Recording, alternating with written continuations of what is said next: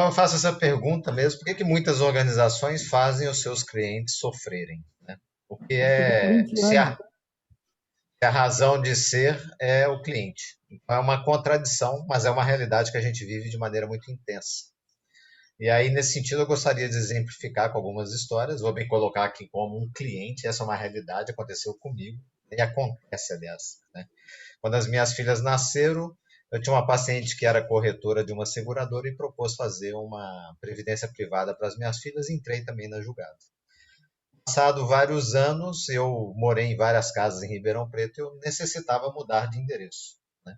E, por exemplo, há 2 anos e meio eu moro num endereço novo, e aí eu entro no site que a usabilidade é ruim, e aí, por fim, eles mandam num local lá onde eu envio um e-mail para dizer que eu mudei o endereço. Eu recebo uma resposta padronizada, essa que a solicitação foi encaminhada ao departamento X e aguarde retorno. Enfim, 2 anos e meio que eu saí da última residência, ainda continua pegando correspondência lá no antigo endereço. Mesmo que eu tenha ligado e falado com uma moça lá na empresa, eu falei, olha, eu gostaria de mudar o meu endereço, você faz essa gentileza? Ah, ok, não sei o quê, enfim. Por isso eu coloquei a imagem do diabo rindo aí, porque esse inferno continua. E, por exemplo, só para dar uma outra realidade com essa seguradora, eu levei 1 ano e meio para fazer uma portabilidade da Previdência, né? Com todas as burocracias possíveis e imagináveis. Enfim, um baita de um sofrimento. Um outro exemplo é uma supervisora muito próxima a mim que conta que ela trabalhava numa multinacional em torno de uns 8 anos atrás, onde se alugava maquininhas de cartão. E na época a empresa que ela trabalhava tinha uma máquina de cartão que tinha uma tecnologia diferente, bem diferenciada para o mercado. Ela estava no interior de Minas, numa cidade, ela foi fazer, já agora numa posição hierárquica superior, ela foi visitar os vendedores lá e foi numa loja onde o senhor lembrou dela, porque ela tinha alugado as máquinas para ele. Ele contou para ela que ele tinha já rompido o contrato com a empresa por diversos problemas que ele tinha tido. Aí que ele pedia, inclusive, que ela levasse as máquinas que estavam nas mãos dele embora para a empresa, né? Aí ela disse que, olha, ela falou, eu tratei ele de maneira muito educada, dizendo que na época eu era vendedora, agora eu sou supervisora, eu disse, infelizmente eu não posso fazer isso. Ele foi insistindo, ela disse que educadamente foi conversando com ele e se dirigindo ao carro da empresa no estacionamento da loja dele e foi explicando para ele que se ela levasse as maquininhas, ela seria punida, mesmo que ela tinha sido a vendedora. Ele foi insistindo, foi atrás dela, foi conversando. Ela disse que ele foi se enfurecendo, né? E ela tentando manter a calma e conversando com ele com toda a educação. E aí ele falando, insistindo, ela falou: olha, eu não posso levar, eu não tenho autorização. Aí ele disse para ela assim: você não vai levar as maquininhas? Ele falou: eu não posso. Então o que que ele fez? Ele pegou as maquininhas, estava passando um caminhão com uma caçamba e jogou as máquinas na caçamba do caminhão. Aí ela me disse: eu tive vontade de chorar naquele momento, porque cada máquina custava US$ 1.500. Ele já tinha acabado de jogar US$ 3.000 na caçamba do caminhão, né? Então, essa é uma realidade das empresas que não cuidam do cliente. E, nesse sentido, como que a metodologia IMO, ela trata desse aspecto, como é que ela cuida de maneira adequada. Então, tem uma visão que eu quero trazer aqui, e, nesse sentido, as fases de desenvolvimento da organização foram desenvolvidas pelo Bernard Liverwood, que foi o precursor de todos os elementos teóricos e práticos do qual o Adrian também trabalhou no NPI, do qual ele lançou, criou alguns elementos novos que a gente vivencia no IMO. Eu vou me referir isso daqui, tem a ver com esses problemas dos clientes. No caso das fases de desenvolvimento, o Liverwood fala que uma organização ele tem uma fase pioneira, que é a primeira fase. Ele fala que tem 3 fases possíveis que a organização passe, mas essa aqui então é a fase inicial. E aí, há uns 2 meses atrás, eu li uma reportagem na Folha de São Paulo, por isso que eu trouxe esses elementos aqui. Uma brasileira que foi fazer mestrado em Portugal, e aí eu criei um apelido para ela. Esse nome não é verdade, é Zezé aí, está aqui, ó, à direita aqui, né? Aqui na ilustração. A Zezé disse que foi para Portugal fazer mestrado e aí o dinheiro estava curto. Ela resolveu fazer coxinha à lá Brasil e vender na calçada. Um sucesso. Os portugueses adoraram a coxinha dela. E aí ela teve que aumentar a produção. Ela conta que em determinado momento a casa, a cozinha dela estava tomada pela produção de coxinhas e ela teve que contratar 4 pessoas para ajudá-la a fazer. E ela estava dizendo que agora a produção estava tão grande, ela já tinha adquirido uma cozinha industrial e que agora o projeto dela é exportar coxinha para os demais países da Europa. Né? Então, o que é a fase pioneira? Nós temos uma empreendedora aí, Zezé, que faz algo de qualidade e a relação dela é uma relação direta com o cliente que está aqui, ó, feliz, né, de comer a sua coxinha. E a Zezé não só produz, mas vende. Então ela tem uma relação direta e ela sabe do que o cliente está precisando. Ela sabe do que deixa feliz. E outro, se ela sente que tem uma percepção de um problema, ela logo aciona e resolve rapidamente. Então, tudo é muito quente, é muito dinâmico, é muito improvisado, mas é muito pessoal, é muito próximo, é muito vivo. Né? Agora, naturalmente, com todo o crescimento que ela mesma descreve, ela vai ter que evoluir para uma produção maior e aí ela não vai dar conta de fazer isso, ela vai ter que contratar mais pessoas. E aí, nesse sentido, na hora que a fase pioneira começa a vazar água, a empresa precisa passar para a segunda fase, que é a organizacional, e precisa criar uma estrutura. E nesse sentido, você contrata um grande volume de pessoas. E eu coloquei a Zezé aqui no centro de uma cebola, onde entre a Zezé e as pessoas, os clientes, tem uma distância de outras pessoas numas camadas. Nesse caso, então, a pioneira e, portanto, agora a CEO, ela está distante dos clientes.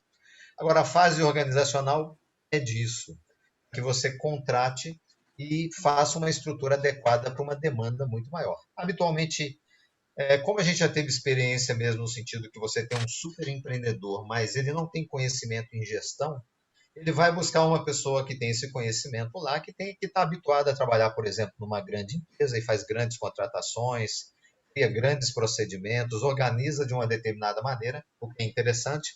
E por outro lado também, isso é um lado luminoso, ele traz alguns elementos que a maneira de pensar, a maneira de liderar e a maneira como ele vê gestão também traz alguns problemas, o que a gente acaba vivenciando quando as empresas estão nesse ponto e aí ela começa a correr um risco. Em vez de olhar para o cliente, ela passa a olhar para os seus processos e se distancia do cliente. E aí, portanto, de certa maneira, ele fica abandonado daquele calor inicial. Né? E aí nós temos habitualmente uma estrutura piramidal onde a CEO lá naquela ponta, e aqui tem várias camadas intermediárias de pessoas que têm uma finalidade, inclusive na hora de fazer a venda, é que está o auxiliar de cozinha, você produzir essas coxinhas em grande quantidade e atender o cliente. Mas aqui, quando a organização se volta para si, ela se distancia, se desconecta, e aí o cliente tem uma perda muito grande, a coisa esfria, e nós temos o quê? Grandes problemas. Eu trouxe esse livro aí, que é de um antropólogo, que ele colheu vários relatos de pessoas que trabalham em organizações grandes, em que o trabalho delas não faz nenhum sentido, não tem nenhum propósito, e até de maneira muito engraçada ele cria alguns personagens, ele faz algumas alegorias, usando até o palavrão aí, no caso, dessas pessoas que trabalham em processos que não levam a nada. É curioso, porque quando eu vi uma reportagem sobre esse livro, eles até lembraram a União Soviética, né, que criava empregos que não servia para nada, mas só para diminuir os índices de desemprego lá na União Soviética, para mostrar para todo mundo que a União Soviética não tinha desemprego. O que é um paradoxo pensando numa empresa privada, porque fala, poxa, mas se uma empresa privada é voltada para resultado, como acontece isso? Acontece de monte. Tem processos ali que são absurdos. Quando você entra lá e olha aqueles processos que não levam a nada e realmente destroem as pessoas, ou as pessoas se aproveitam com o oportunismo daqueles processos ruins, em realidade o que acontece é isso, a empresa volta a si mesma e esquece do cliente. É o meu caso lá, né? Eu estou aqui do lado de fora, eu mando um e-mail, esse e-mail é recepcionado por alguém, vai para alguém aqui, tem a relação com o cadastro, aí vê se a minha apólice está correta. No fim, na prática, eu continuo recebendo correspondência no antigo endereço. Então, o que acontece? Isso é uma realidade brasileira. E aí, dia 28 de março, preparando esse encontro aí no Reclame Aqui, a gente olhando as 10 principais empresas de reclamação no final de março. Então, aquilo que eu falo, você quer comprar um celular? Compra. Você vai comprar um celular, você vai para uma operadora e você vai comprar dor de cabeça. Pode escolher aí. Todas as operadoras estão aí, né? Porque não importa, é aquele verso do Adrian lá, eu como cliente, eu não quero saber o que está acontecendo lá dentro da operadora. Eu não quero que o gestor me diga assim, mas Paulo, eu recebo 7.000 e-mails por dia. Falei, meu caro, eu estou com um problema no celular. É isso que você tem que me resolver. Eu não resolvo a questão dos seus e-mails. E aí está até, por exemplo, aqui os Correios, que já foram um exemplo de eficiência e agora é uma super empresa que causa grandes reclamações, né? E aí a realidade é essa, a estrutura piramidal voltada para si própria, com centenas de pessoas ou milhares de funcionários, tem um cliente infeliz, né? E aí isso aí é uma brincadeira que eu achei em Minas Gerais, né? O cliente, já que o cliente vira um chato porque ele reclama, aí isso estava lá na parede da empresa lá. É uma ratoeira. Você aperta teu dedo lá, pronto. Você resolve o que o cliente pare de apurrinhar. Enfim, é uma piada, né? Mas quais são as habituais soluções, né? A estruturação do sistema de atendimento ao consumidor. Isso aqui é um para-raio da raiva dos clientes, né? Quem trabalha em atendimento ao consumidor sabe o que é levar palavrões, xingamentos, né? Todas as borrachadas que tem de um cliente insatisfeito. E aí essas pessoas que estão aqui têm que ter um perfil extremamente apropriado ou elas adoecem porque elas levam o dia inteiro pancada. Então tem que ser preparadas para receber pancada, que é o atendimento ao público. Agora, quem nem a seguradora tem a figura de um ouvidor. Cai na mesma. Eu passo algo para o ouvidor recebe, primeiro tem que encher um formulário, até com a minha pólice lá Não adianta eu ligar para lá e falar, meu nome é Paulo, meu CPF é tal, eu tenho tal reclamação. Eu tenho que preencher um formulário para chegar no ouvidor. O ouvidor, o que ele faz? Ele passa aqui para o Zé, que é o departamento de reclamações, que passa na cadeia de comandos até chegar aqui. E, por fim, o cliente continua insatisfeito, né? Então, não resolve. Então, sobre a questão cliente que vai tomar relação com a tomada de decisão na organização, como lida com isso, né? O que a gente faz? Por exemplo, numa oficina do IMO, né? Até conversando com um diretor que proveio de uma multinacional, foi trabalhar numa outra empresa, eu falei, como que vocês fazem um processo de mudança na multinacional que você trabalhava? Enfim, Paulo, lá a gente faz o seguinte, quer promover uma mudança na estrutura da organização? A gente prepara quem está na cúpula, depois prepara esse estágio, depois aqui, passando até o chão de fábrica. Pronto, você fez a mudança. Eu falei, no IMO a gente faz diferente. A gente chama Zezé aqui, faz um corte assim, ó, na vertical. Chama Zezé e na oficina, Zezé senta com o auxiliar de cozinha, senta com a moça que faz a manutenção hidráulica, senta com o advogado, senta com quem atende o telefone e a gente põe todas essas pessoas para conversar. O que acontece? Qual é o benefício que a Zezé tem? E, geralmente o CEO ele fica muito feliz. Por quê? Ele ouve direto de quem trabalha quais são os problemas. Ela tem a percepção, a CEO tem percepção de qual é o problema, o tamanho do problema e aonde está. E aí é um detalhe, o fato do CEO, da CEO estar no alto da pirâmide e não se relacionar com o restante da pirâmide, faz com que ela se distancie da realidade, há um risco enorme de fazer isso, tanto quanto também esse extrato intermediário aqui, ó, ele filtra as informações para o CEO ou para a CEO, e aí você tem um erro. E aí, nesse sentido, quando a gente faz essas oficinas no IMO e reúne todo mundo, a percepção de benefício, a percepção de que aquele é um fenômeno real, é muito grande de quem está no alto da pirâmide. E aí, nesse sentido, quando a gente trabalha nas organizações, a gente foca isso. Olha, aqui está o cliente feliz. E qualquer processo da organização, o ponto de partida é o cliente. É ele que define todos os processos da organização, para que ele fique contente, para que ele fique feliz. E nesse sentido, a razão de ser da organização é isso. Então, e o processo perceptivo desses seres aqui que fazem a compra que vão fazer a definição dessa estrutura interna. E aí eu vou dar uns exemplos nesse sentido. Vou dar um exemplo aqui na área da medicina. Um hospital de Ribeirão Preto, que aliás é um plano de saúde que acabou de ser comprado, e eu estava ouvindo uma reclamação de uma técnica de enfermagem, que ela dizia que descia do andar para buscar remédio. Aí eu fiquei interessado e falei, mas como que você desce do andar? E explicando para vocês, o técnico de enfermagem, gente, é o profissional que cuida diretamente do doente lá no hospital, tá? É essa pessoa que tem a relação direta. É o chão de fábrica da enfermagem no hospital. Bom, ela falou, eu desço um andar e vou buscar o remédio na farmácia. Eu falei, mas não tem o remédio na enfermaria? Ela falou, não, eu vou buscar na farmácia, que é no andar inferior. E ela falando, eu desço, aí eu começo a ficar preocupada, porque aí eu chego na fila. Eu falei, qual fila? Ué, na fila da farmácia. Eu entro na fila para buscar remédio. E aí eu começo a me estressar, porque o doente, ele fica abandonado, ele fica sem mim. E eu falei, quantos doentes tem para um técnico de enfermagem nesse hospital em Ribeirão Preto? Ela falou, 8. Eu falei, quanto que o conselho de enfermagem define? Ela falou, o ideal é 4. 4 técnicos para um doente. Ela falou, você tem, desculpa, 4 doentes para um técnico. O técnico, ele não senta para descansar, mas ele cuida do paciente de maneira apropriada. Agora, você imagina um técnico descer 5 andares, entrar na fila da farmácia e depois ele subir a escada 5 andares de novo para chegar na enfermaria que ele trabalha. Aí eu pergunto para esse técnico, por que você não pega o elevador? Ah, porque o elevador é do outro lado do hospital, eu perderia mais tempo ainda.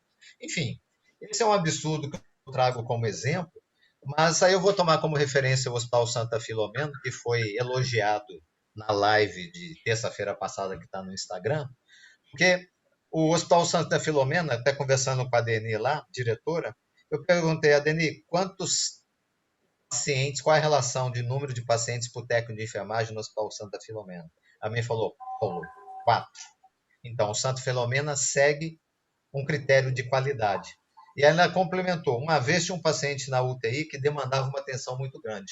Eu designei que ficasse um técnico para esse paciente que a demanda era alta.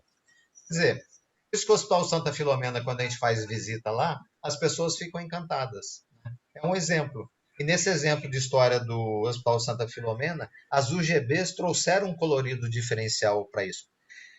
O termo UGB aqui, gente, chama Unidade Gerencial Básicas, que são equipes autônomas que têm uma responsabilidade de criar os seus indicadores, criar os seus procedimentos. Então, é uma equipe que tem um rendimento muito alto. E também traz uma integração ao trabalho, um sentido de propósito muito forte. Nesse caso, o Hospital Santa Filomena promove isso.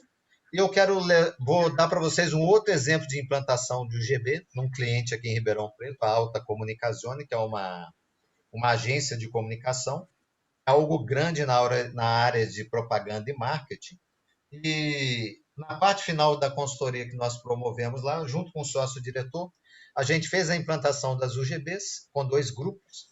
E a segunda implantação foi um acordo entre nós, a gente faz sempre isso com o cliente, de acordo com o cliente quer. Tá? A ideia é que a gente fizesse o segundo treino de UGB, então montar uma equipe lá,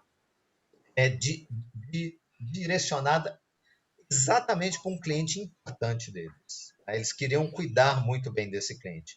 Então, enquanto a gente fazia o treinamento e a implantação das UGBs, a UGB, essa equipe que era preparada a gente, ela era uma equipe multiprofissional, tinham diversas profissões ali. Enquanto a gente treinava, ela prestava atendimento para o cliente da agência. Assim foi. O cliente foi avisado de que seria feito dessa maneira, e no final da implantação da UGB, o cliente deles foi convidado para participar da celebração. Então, estava eu lá de consultor, o meu cliente, que era a agência, e o cliente da agência. E o cliente da agência estava com uma gerente e um diretor. Bom, eles estavam sorrindo até a orelha, porque eles viram claramente que uma equipe, uma força-tarefa multiprofissional, numa estrutura da UGB, os atendeu plenamente. E aí foi até muito engraçado, porque até a cliente dele falou: você me desculpa, em determinado momento eu não cumpri prazos nesse sentido. E o diretor ficou tão feliz que ele falou que ia tentar levar outras áreas de publicidade da empresa dele para a alta comunicação. Então, as UGBs, as unidades gerenciais, as UGBs, são unidades básicas que trazem esse elemento que a gente implanta da nossa maneira, né?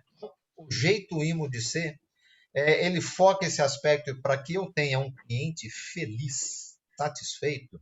Eu vou tomar como referência o que a Xerox fez aqui na década de 90 no Brasil. Ela virou um case para os Estados Unidos. A Xerox no Brasil, em determinado momento na década de 90, era um sucesso, uma das melhores do mundo. Os americanos pediram que um comitê viesse no Brasil estudar por que a Xerox brasileira era muito boa. Eles disseram o seguinte: estudaram e voltaram e falaram: olha, é impossível implantar o que os brasileiros fazem nos Estados Unidos. Mas como? Então, lá é o seguinte: eles criam uma pessoa informal que é chamada de anjo. Quando o cliente tem uma dificuldade, ela liga para o anjo mexe na estrutura da empresa para resolver o problema do cliente. Esse é o X da questão. Quem está aqui na ponta da organização, quem está lá no chão, no sentido do contato com o cliente, se essas pessoas aqui elas têm conhecimento e elas têm competência, a decisão com o cliente tem que estar na mão dessas pessoas, não aqui dentro. Quando essas pessoas percebem uma necessidade aqui, elas chegam à liderança delas e falam: olha, move aí a organização a resolver de maneira mais rápida possível a necessidade do cliente. No meu caso lá, de ligar para a seguradora, alguém identifica num telefone e fala: é o seu Paulo mesmo? Qual que é a sua necessidade? Minha necessidade é o seguinte: mudar de endereço aí no cadastro de vocês e fazer uma portabilidade. Só isso eu mesmo vou resolver o problema para o senhor. Pode ficar tranquilo, né? Pode ficar tranquilo. Depois eu vou até ligar para o senhor para ver se deu certo, né? Então, para fidelizar o cliente e não perder o cliente, né? Então é isso que eu queria trazer como imagem para vocês, no sentido de que a tomada de decisão com o cliente tem que estar na mão de quem tenha conhecimento do cliente e demonstre competência. Aqui, ó, na ponta, não está lá dentro da organização, tá? É isso que eu gostaria de falar para vocês, em termos gerais, porque